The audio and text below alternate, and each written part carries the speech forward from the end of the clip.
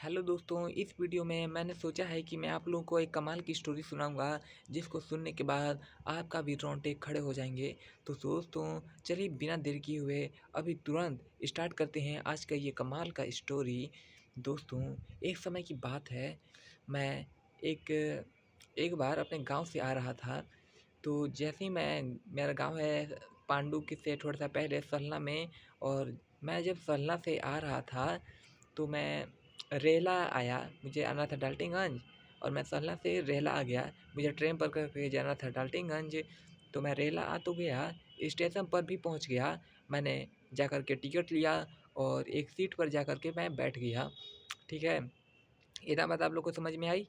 मैं अपने गांव से आया, रेला आया, रेला से मुझे ट्रेन पकड़ना था। ठीक है, रेला का मतलब है Garhwa road. Garhwa road junction पर मैं आया और मुझे वहाँ से ट्रेन पकड़ना था। मैं टिकट उकट ले करके सीट पर बैठ गया।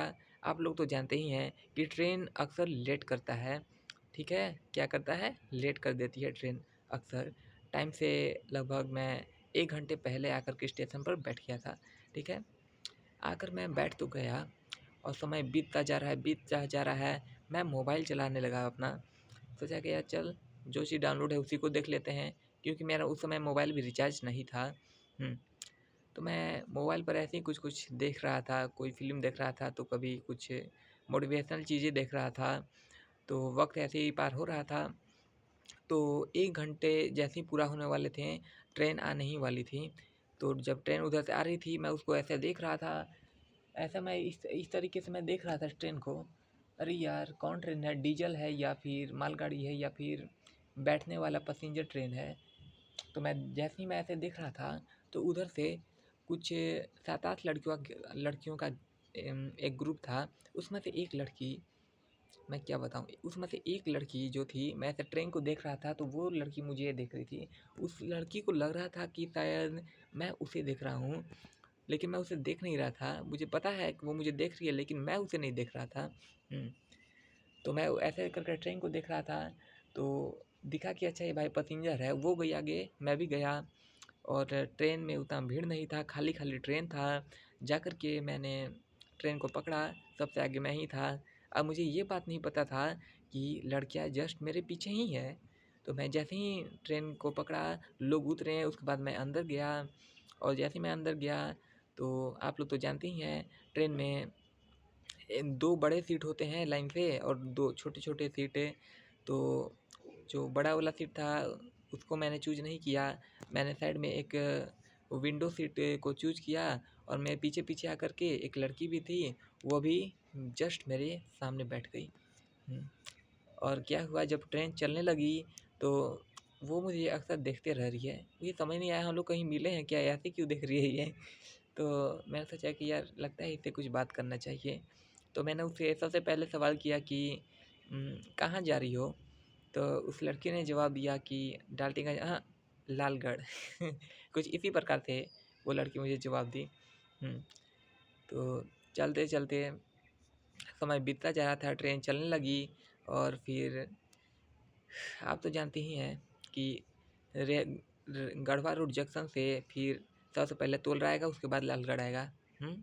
उसके बाद रजहरा आएगा, उसके बाद कजरी आएगा, उसके बाद डाल्टनगंज आएगा। तो उसको उतरना था लालगढ़। तो उसी के बीच में हम लोग बात करने लगे हैं। हम लोगों ने कई सारी कमाल-कमाल की बातें की। और और आप लोग जानना चाहते हो कि यार पहले मैंने नाम पूछा या पहले उसने नाम पूछा? तो मैं भाई बता दूँ, बात तो ऐसी ही हो रही थी। चलिए मैं आप लोग को पूरा स्टोरी सुनाता हूँ। मैंने उससे पूछा कि पढ़ाई करती हैं आप? तो बोले कि हाँ। आप भी पढ़ाई करते हैं? उसने मुझसे पूछा। बोले कि हाँ, मैं भी पढ़ाई करता हूँ। वैसे तो अभी मैं 12th क्लास में हूँ, इस साल मेरा 12th भी ख़त्म हो जाएगा। तो वक्त चल रहा था। मैंने उसे बताया कि मुझे इंडियन आर्मी में जाना है। अभी 10th से पास पर आता है इंडियन आर्मी का फॉर्म, मुझे वो भरना है। और टू और नेवी का भी आता है फॉर्म। तो नेवी का जो है वो मार्च अप्रैल में आएगा और जो आर्मी का है वो फरवरी फरवरी में शायद उसका फॉर्म आएगा। तो मैंने उसे बताया कि मुझे फरवरी में वो वाला फॉर्म भरना है, आर्मी में जाने वाला।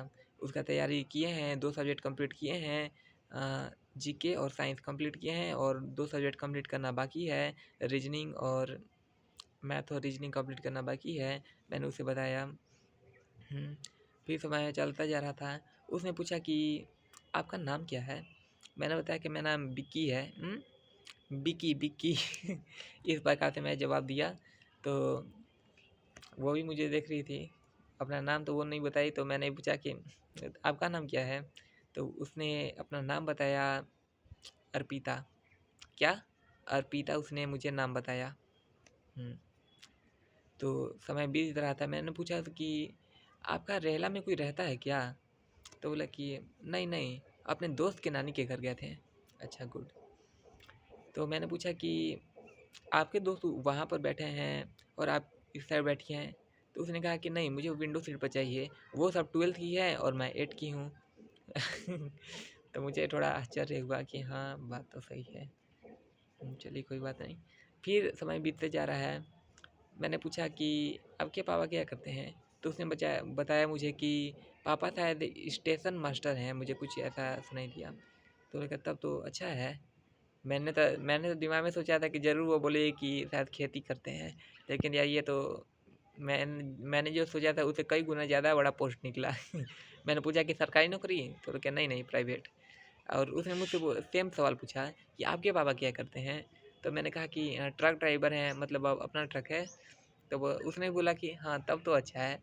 मतलब यार, कमाल की लड़की थी। मतलब मैं जो बोलता था वही शब्द वो भी बोल देती थी।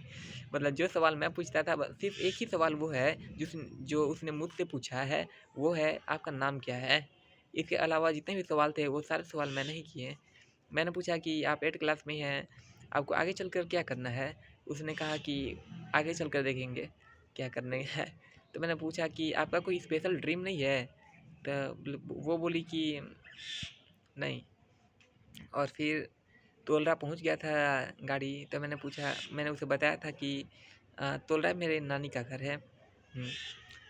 तो हम बोले कि स्टेशन पर ही है घर। तो जैसे ही तोलरा करके ट्रेन रुका, तो वो मुझे थोड़ा देख रही थी, उधर भी देख रही थी। तो मैंने पूछा कि आपको घर देखना है?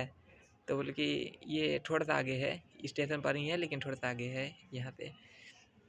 तो वो ट्रेन रुका हुआ है। तो वो लड़की गई, शायद बाथरूम गई होगी या फिर कुछ करने ही गई होगी, या घर वो देखने गई होगी कुछ भी। फिर कुछ समय के बाद आई वो लड़की।